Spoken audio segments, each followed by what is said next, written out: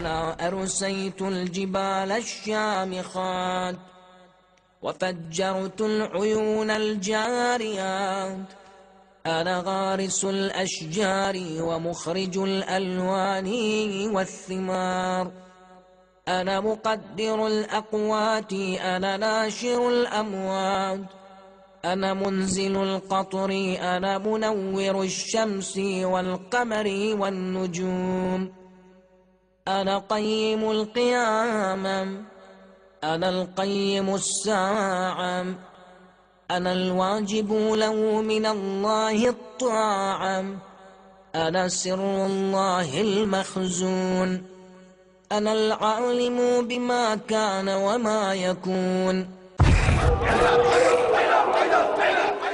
فعلي الشمس وعلي القمر.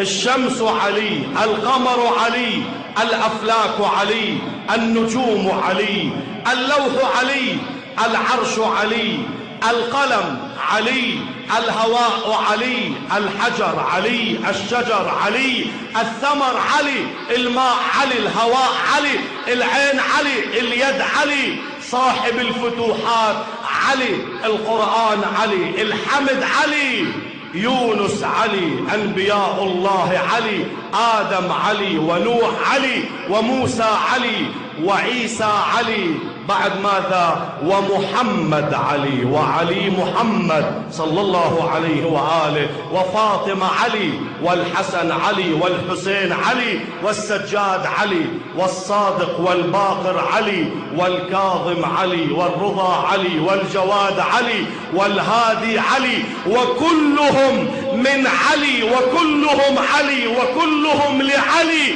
بل المهدي علي، والحجة علي، والقائم علي، الأول علي، الآخر علي، الظاهر علي، الباطن علي، الفاتق علي، الراتق علي، الناشر علي، العالم علي، المسبح علي، المجاهد علي، المدافع علي، المحامي علي، الولي علي، العصمة علي، الأمير علي، النور علي، الهداية علي، الفتوة علي، الرجل علي، بعد ماذا؟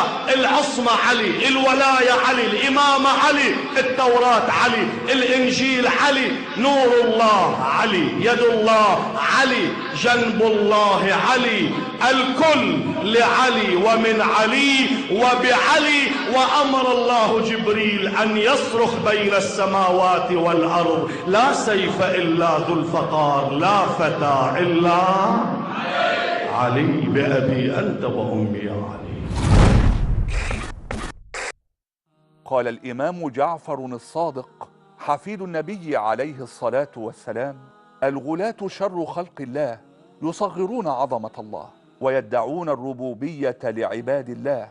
والله إن الغلاة لشر من اليهود والنصارى والمجوس والذين أشركوا.